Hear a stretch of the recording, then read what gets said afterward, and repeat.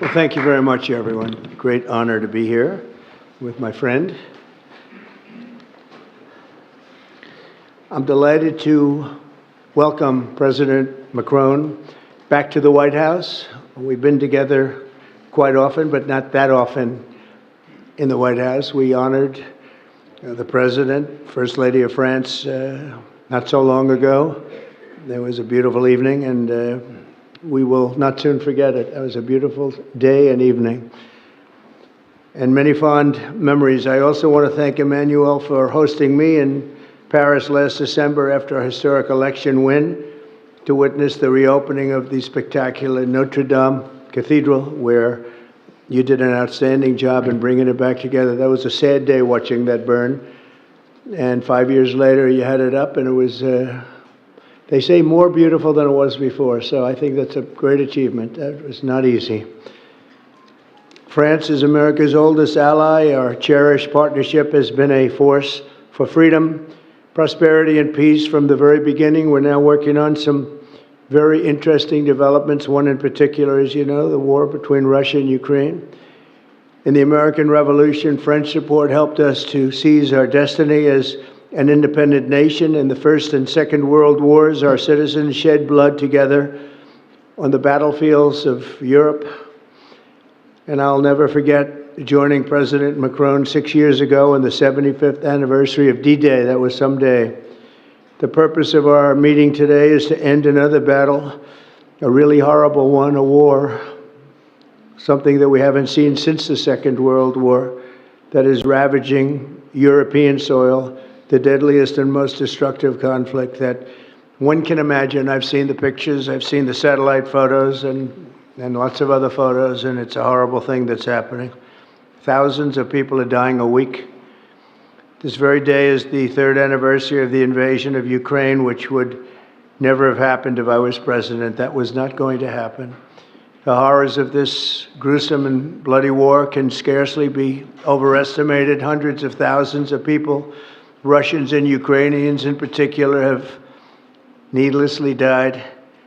An entire generation of Ukrainians and Russian men has been decimated. 1,000-year-old cities have been turned into rubble. Those beautiful spires that you used to see there, they were most beautiful in the world, they say, are lying in heaps of rubble, blasted to smithereens.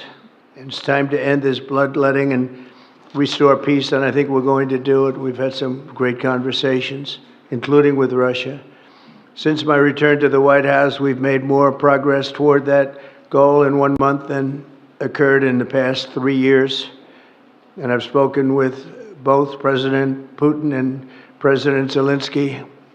And again, a lot of good things toward peace are happening, moving it, I think, pretty quickly. Last week, Secretary of State Marco Rubio, National Security Advisor Michael Waltz, and Special Envoy Steve Witkoff conducted successful talks in Saudi Arabia with the delegation from Russia, and I'd like to thank the Kingdom of Saudi Arabia and the King and Mohammed, great people. They're really working hard to get this done. Our focus is on achieving a ceasefire as soon as possible and ultimately a permanent peace.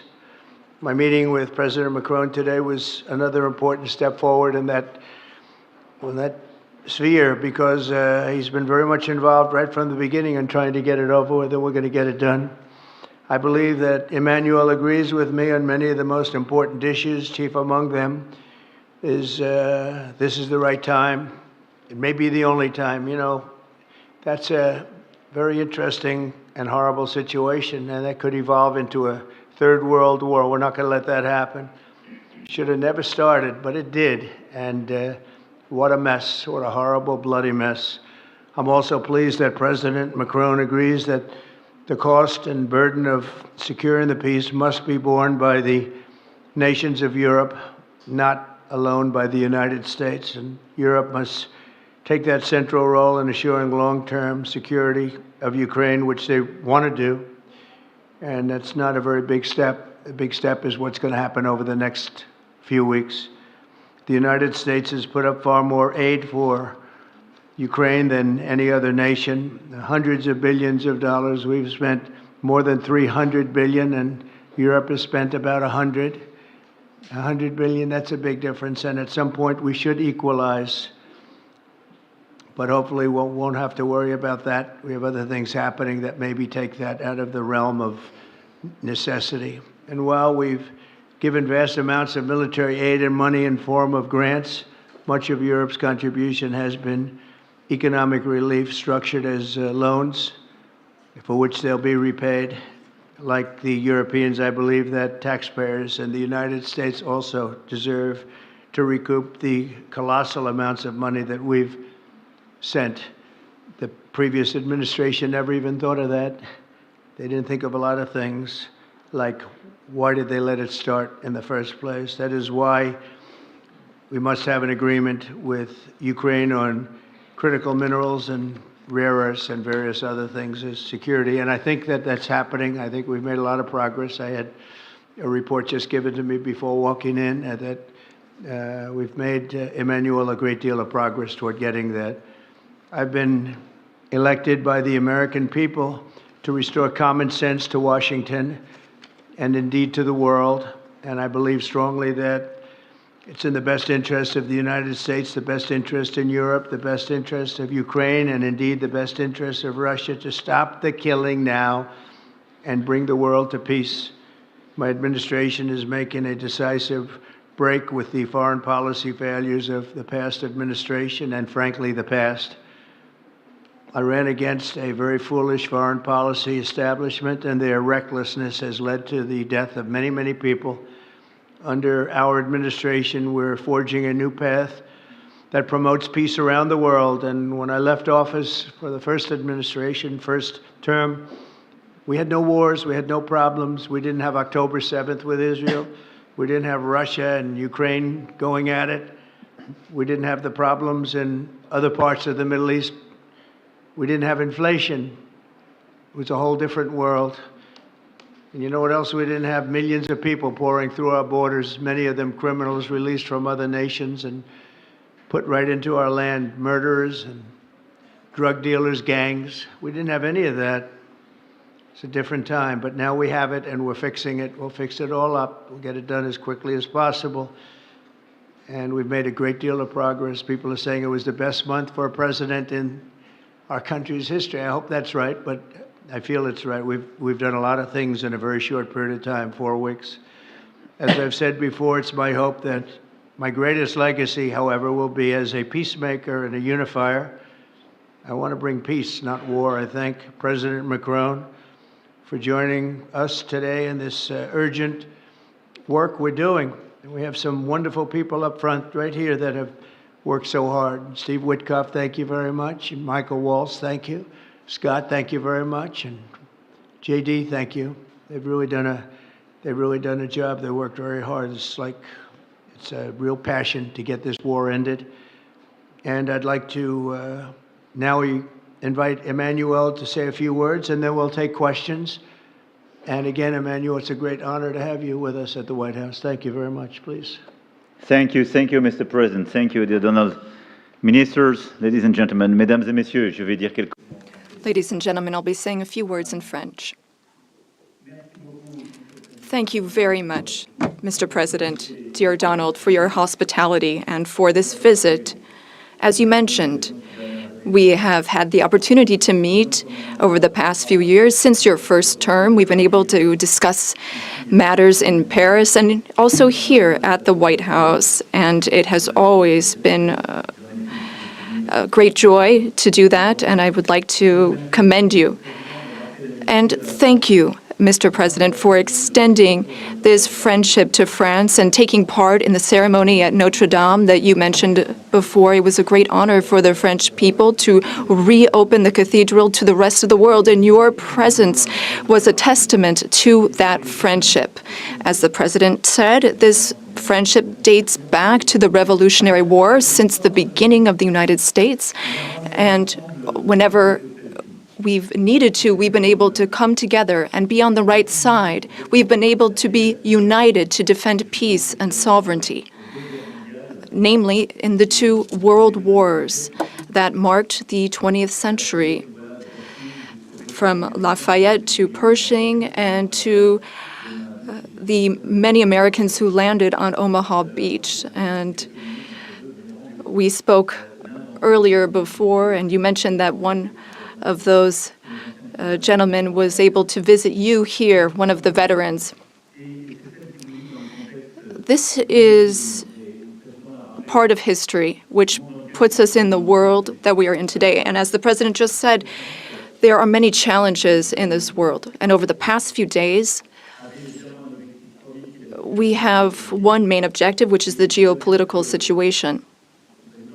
Mr. President, I really wish to thank you for making changes to your schedule to meet with us so quickly. I think we've made very substantive steps forward during our discussions, and this is a major step in what we're experiencing today. We had a video conference with all of the G7 leaders, which was an opportunity for us to discuss this matter 3 days after the Russian war in Ukraine and to express our support for President Zelensky to the Ukrainian people, but also to speak and share about our desire for a lasting peace. This is what we have spoken about very forcibly over the past few weeks. We thought that this war was only going to last a few weeks when it broke out in 2022. We admire greatly the courage of the Ukrainian people. And Mr. President, I wish to thank you for this. You mentioned that there are responsibilities on Europe's side, and indeed, we have invested $128 billion in aid to Ukraine and the Ukrainians. Ukraine has been able to hold the front of our collective security. It's fought over these past few years for its independence and for its sovereignty, but also for our collective security, because I think that no one in this room wants to live in a world where it's the law of the strongest and international borders can be violated from one day to the next by anyone. Over the past few hours, and as you mentioned this, Mr. President, we've been able to see a few things take shape. First of all, allow me to commend you on your decision to work with President Zelensky and to conclude this agreement that's so important for the U.S. and Ukraine on rare earths, critical minerals, but also having substantive conversations with President Zelensky during this key phase of achieving this deal, which is a major commitment to Ukraine's sovereignty, and I think that's very commendable. We also have a shared desire to build peace. We will have this responsibility. This is 10 years after the war started in Crimea, and then we saw the events in the Donbas region and along the northern part of the country. We want to save lives. We want to bring prisoners back and bring back families and children, because there's also humanitarian tragedy affecting the Ukrainian people.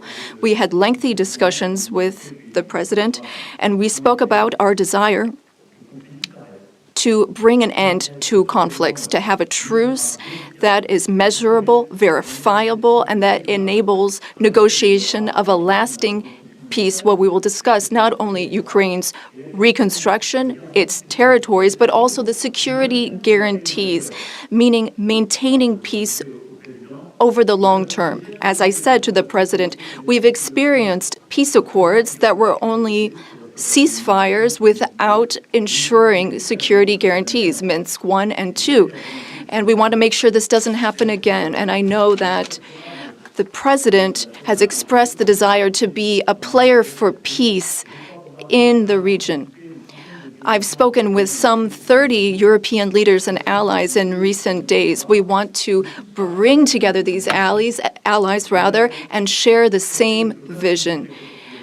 This peace must not mean a surrender of Ukraine. It must not mean a ceasefire without guarantees. This peace must allow for Ukrainian sovereignty and allow Ukraine to negotiate with other stakeholders regarding the issues it affects.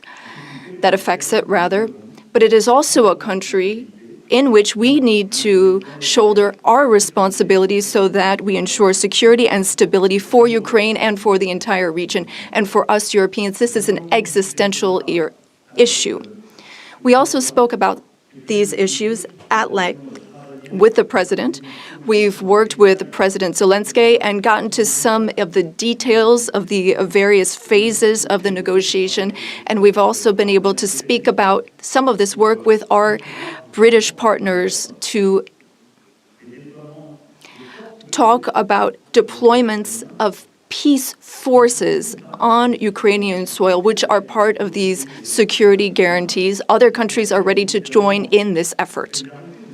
Solidarity and support from the U.S. will be crucial to this, and I thank you, Mr. President, for beginning to work with us on this issue and the agreement that you are preparing to sign with Ukraine and with all of these discussions we've had are very solid guarantees that we are understood and that we have the same wish, peace as soon as possible, lasting, solid peace for everyone.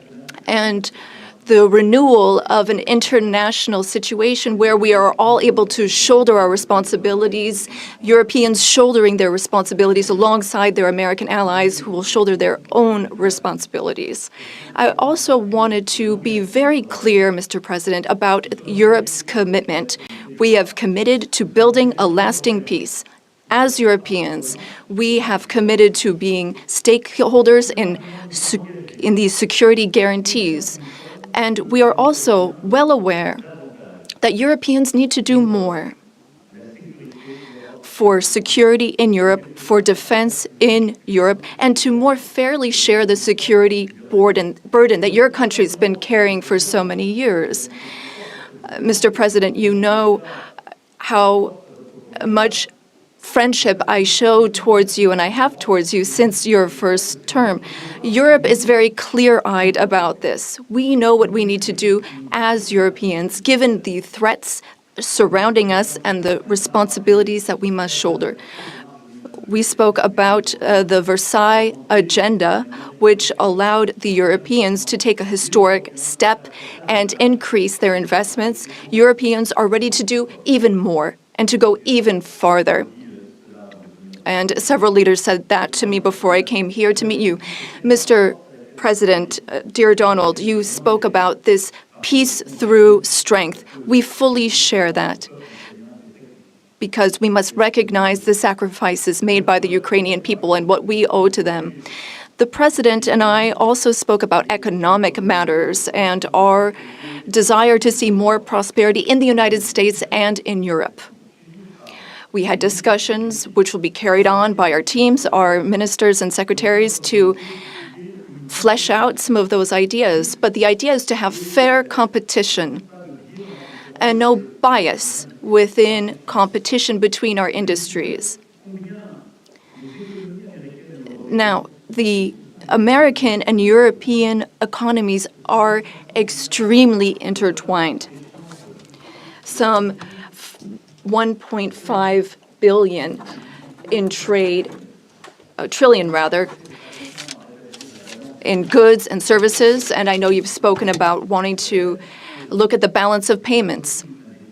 We also have a trade deficit, and I know that we need to look not only at goods, but also digital items and goods which you export, and we want to make a sincere commitment towards fair competition where we have smooth trade and more investments. You already invest a great deal in France, and France is the fifth largest investor in the United States. And I would like to recognize here all of the American investors who announced investments, some $120 billion that were announced at the AI summit.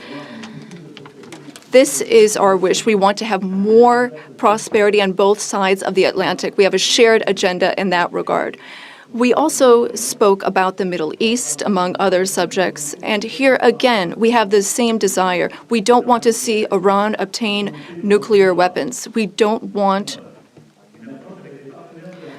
or rather, we want an approach with partners in the region that we can trust. Given Iran's nuclear activities, we want to limit its ballistic capabilities and avoid any type of regional destabilization. With respect to Syria and Iraq, we also share the same desire. We don't want to see Islamic terrorist groups resume any of their activities, because for some time our armies have very bravely been engaged in the Gulf, as you have led, and contributions have been significant and helped stability in the region. And I say this with great sincerity. France was affected by a terrorist attack in 2015, which was linked to the terrorist activity in Syria. And we are in that region at your side to work for more security. Ladies and gentlemen, we had extremely productive discussions this morning during the conference, and we spoke with our ministers and counselors and advisors. And I wish to say, after speaking with President Trump, I fully believe that there is a path forward. We share the same beliefs. We know what work needs to be done, and in the weeks to come, we will work on that. Our teams will come together in various formats to make sure that we have this solid, lasting peace with great strength. Mr. President, thank you so much for welcoming me here today. Thank you so much for these productive discussions and for your commitment. Thank you, dear Donald. Thank you, Emmanuel. Thank you very much. Okay, thank you very much. Brian, would you like to ask a question? Go ahead. Mr. President, welcome. President Trump.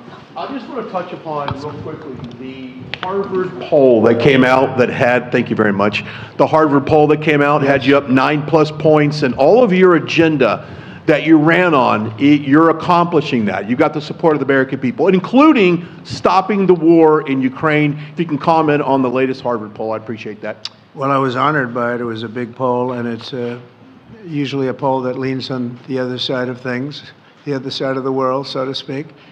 But the Harvard poll is a respected poll, and it has us not only leading, but leading by a lot, and leading on every single issue that we've talked about. And as I said, we've become the party of common sense, and I think that's a very important element now, common sense, because what's happening in the world and even in this country, some of the things that took place, many of them are now canceled, and the rest are being canceled as we speak. But we've moved very rapidly and I think very effectively. So I was honored by that poll. Thank you very much. Appreciate it.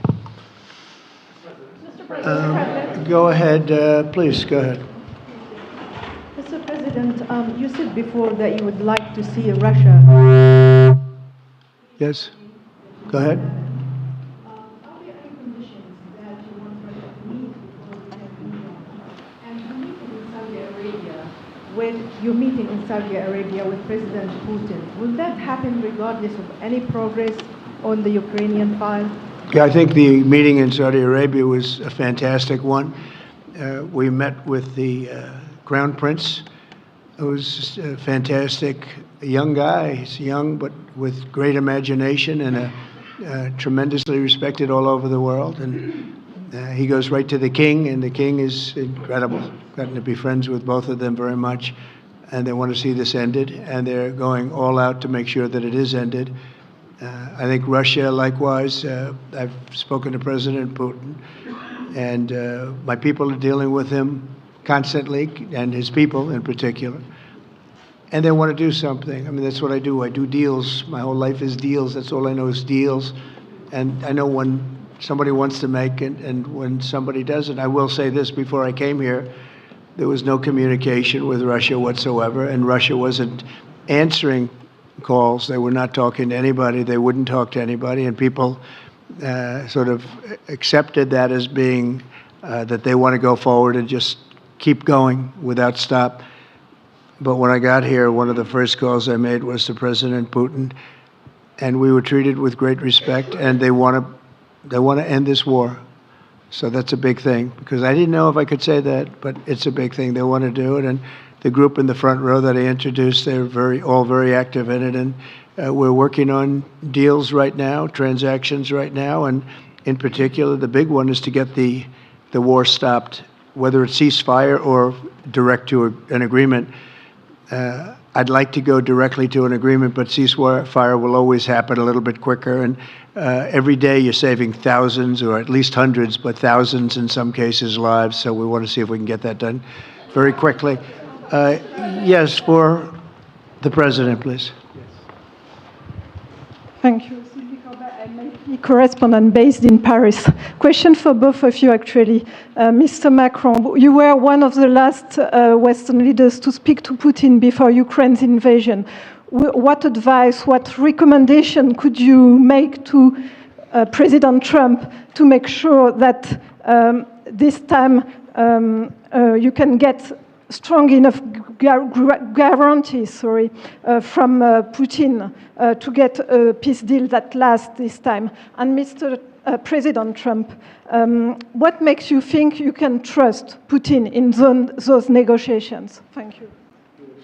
Look, I will never give any advice to President Trump. We have friendly and trustful discussion, but my experience with President Putin is the following. Number one, I always think it's good to have discussion with other leaders, and especially when you disagree.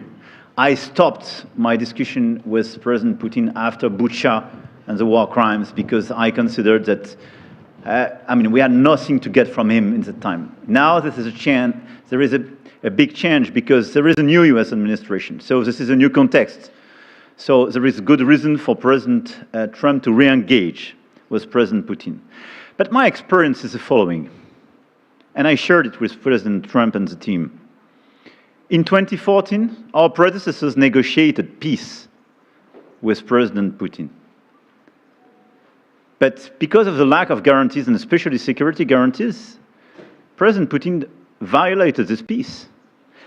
And I had several discussions, especially at the beginning of 2022, several times, 7 hours with President Putin, 15 days before the launching of the attack. He denied everything, but we didn't have security guarantees. So this is why being strong and having deterrence capacities is the only way to be sure it will be respected. And I insisted on that, and this is why I believe that the US has the capacity to do so. And this is why I think we should never say, I will never send any boots on the ground, because you give a blank check to violate any type of commitment. So I think it's good to have discussion. I think it's useful to have negotiation. I think it's super important to go to the peace. But my strong point was to say, let's try to get something first which can be assessed, checked and verified. And let's be sure that we build sufficient guarantees on the short run. And this is where we are ready to be engaged. As for France, a lot of my European colleagues are ready to be engaged. But we do need this American backup, because this is part of the credibility of the security guarantees, and this is our collective deterrence capacity. And I have the feeling that the President has this capacity. I think it's very much to the benefit of Russia to make a deal, and I feel that we'll do that. It is what it is. Again, it's a war that should have never been started. It's a war that would not have been started if I were president, but it did start, and it's at a terrible level where cities are burned down and shot down to the ground. It looks like demolition sites, a whole big pile of demolition sites, and we got to get it stopped. Too many people, too much agony. The whole culture is destroyed when you rip down some of those really ancient or near ancient buildings. It's so sad to see, but I think it's very much to the benefit of this tremendous distrust on both sides. That's why it's good that I'm coming in now, but I think it's to the very much benefit of Russia to make a deal and to go on with leading Russia in a very positive way. That's what you have to do. But I really believe that he wants to make a deal. Maybe wrong, but I believe he wants to make a deal. Yeah, go ahead, please. Mr. President, next week there's a key deadline for your Canada and Mexico tariffs. Pour les droits I believe those countries have done enough on the border to stop those from taking effect. And for President Macron, I'm wondering if you believe that this critical minerals deal with Ukraine represents a de facto security guarantee by the United States, since the U.S. would have an interest in protecting those reserves in Ukraine. Thank you. We're on time with the tariffs, and it seems like that's moving along very rapidly. We've been mistreated very badly by many countries, not just Canada and Mexico.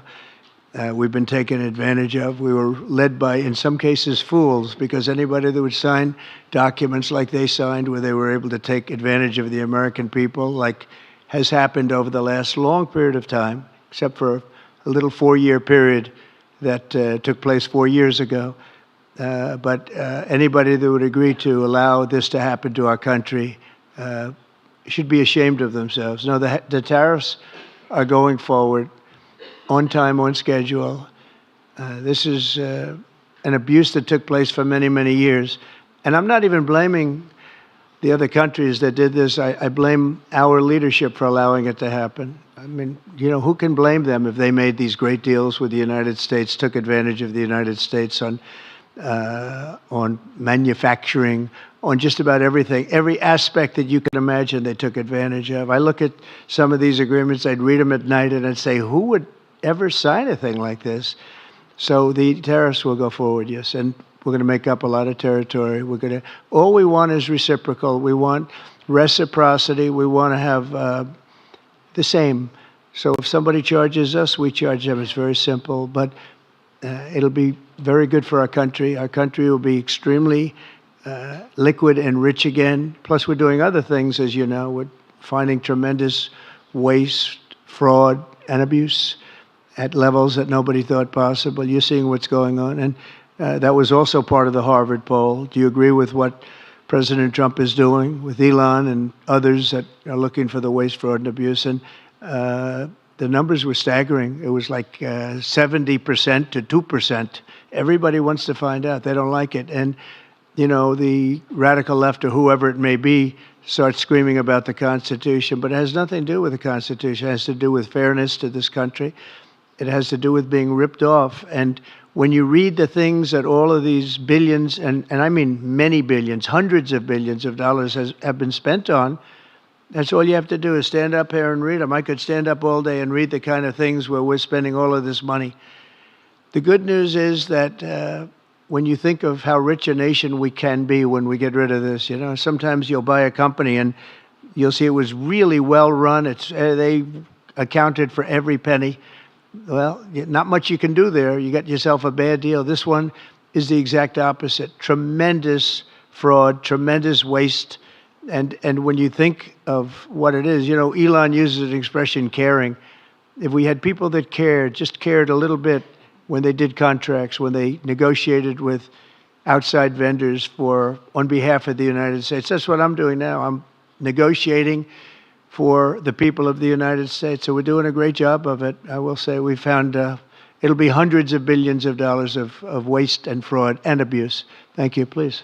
Look, I think this discussion is a very important one. First, because it's important for the US, and it will be a good occasion for a first very important meeting between President Trump and President Zelensky. Second, I think there is a lot of economic upside on both sides.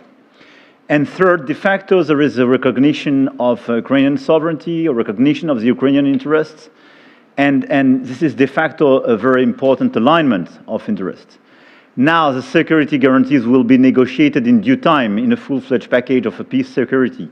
But this peace, as it is now written and negotiated, and as this meeting is scheduled, is an important step forward, full-fledged peace agreement. Okay, please, go ahead. To the President. Monsieur le Président Trump. President Trump, President Macron. To make a deal with Putin. So when you do a deal, it's a win-win deal. what are you giving to him and what is he going to give you to America? And I was impressed by the way you referred to Notre Dame and that you were impressed by the reconstruction of Notre Dame. A lot of Americans have sent money to Paris to participate to the reconstruction of Notre Dame. As a President of the United States, are you going to contribute to the reconstruction of Ukraine? Et Monsieur le Président Macron? President Macron, what for you is the main area of progress in your meeting with President Trump? Can you confirm that there is an agreement to send European peacekeeping troops? Will France participate in that? How many troops? What would they be doing? Would this represent a great danger to send French and European troops to Ukraine? Well, I guess it's a little strange question because you ask whether or not we're going to, on behalf of the United States, contribute to Ukraine. I mean, we're in there for about $350 billion. I think that's a pretty big contribution. I do appreciate the first part of your question, however, because I think they've done an incredible job with the Cathedral of Notre Dame. I think the president has done. I know he headed it up, and I know how hard he worked, and it took a period of time, but really not a long period of time considering what that was, so delicate, so beautiful. And I was there, and I saw the work, and I'm very good at construction. I know good construction. I know bad construction. They did a beautiful job, and this man has to be given a lot of credit for that. It's an incredible cathedral. Most people thought it couldn't be saved, and if it was, it would have to be built in a different form, and we didn't want to see a different form. We wanted to see the same form that you built. So I just want to congratulate you. That was an amazing job. I don't think you've gotten enough credit for it. Someday you will. Someday you will. Thank you, Donald. Merci beaucoup. Thank you very much. To go back to your question, today's discussion showed several areas of progress. First, we have been working a great deal with President Zelensky to have a proposal that's acceptable to Ukraine. President Trump has confirmed that he will be meeting with President Zelensky very soon to finalize the agreement on critical minerals and rare earths and to speak together about that matter. That's a very important step forward. The second thing is that during our discussions, we were able to go into some of the details about the proposal that we have just made to have a truce, a peace, and be able to measure that and then structure our discussions on that basis. France and several other European countries, along with Ukraine, are hard at work to build this lasting peace with very specific points, including security guarantees, the territories that belong to Ukraine, the issue of reconstruction, the economy, and critical minerals. We've been able to go into the details of those proposals. The third area of progress, which really mark a turning point, is the fact that we were able to talk about the details of the security guarantees. And the president has shown this over the past few days, and he said so a moment ago. We want peace. He wants peace. We want peace swiftly, but we don't want an agreement that is weak. The fact that there are Europeans that are ready to engage to provide for these security guarantees. And now there's a clear American message that the U.S., as an ally, is ready to provide that solidarity for that approach. That's a turning point, in my view. And that is one of the great areas of progress that we've made during this trip and during this discussion. When it comes to troops, in the past, a year ago specifically, we saw a reason to talk about sending troops for strategic regions. Today, when we talk about troops, we're talking about sending them in after we've negotiated a lasting peace. And once we have that solid, lasting peace, that's part of an agreement signed by Ukraine, signed by Russia, and for which we will provide the guarantees, then at that point, and recently France has worked with the UK to provide its contributions. We've worked on plans. We've worked with our militaries not to go to the front lines, not to go into occupied territories, but as a show of support to show that we have a negotiated peace signed by both sides, and that is a peace we will preserve. So these would be peaceful deployments of troops, not for combat. These would be deployments of an assurance force. They would be limited, but they show solidarity. I've also spoken with all of our allies, and there are European and non-European allies who are ready and willing to take part in that effort. Countries have helped Ukraine maintain its military capabilities in terms of the number of soldiers it has, equipment, whereas others have provided logistical support on the ground. The question is whether or in what form the U.S. will contribute. And during our discussions, and during the discussions with Russia, we've understood that this would be acceptable to Russia, and that's a very important area of progress. And that means that in this context, the Europeans will shoulder their part of the burden, their share of the burden. We have a strong alliance that we've built over the decades. We have our solidarity, and we have deterrence capacities. What does it mean? Would it be dangerous?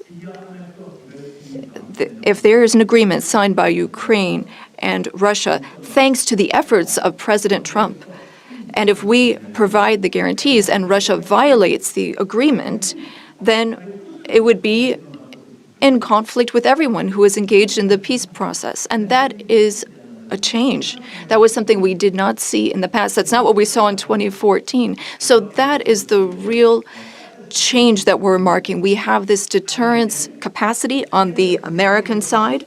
We have the capacity for engagement on the European side, and that's something we're going to continue working on together. It's not dangerous, but it's credible. It's less dangerous than things that could happen in the long term. And I think this is what we need to do to ensure security. And I say this very clearly. We're also talking about security for Europeans. I've been saying this for weeks now. If we do not guarantee the security of this territory within Europe, then how can we guarantee our own security for one and all?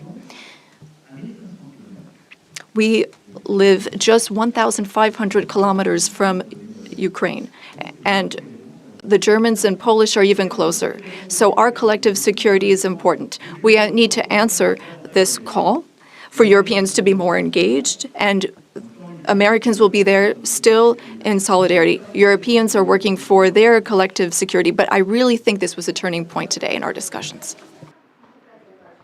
Emmanuel, thank you very much. Great job, and it's been wonderful being with you. Say hello to your beautiful wife, and we will see you again soon. We'll be speaking often. We'll get this thing worked out. We're going to get it done. So important, and great job. Thank you.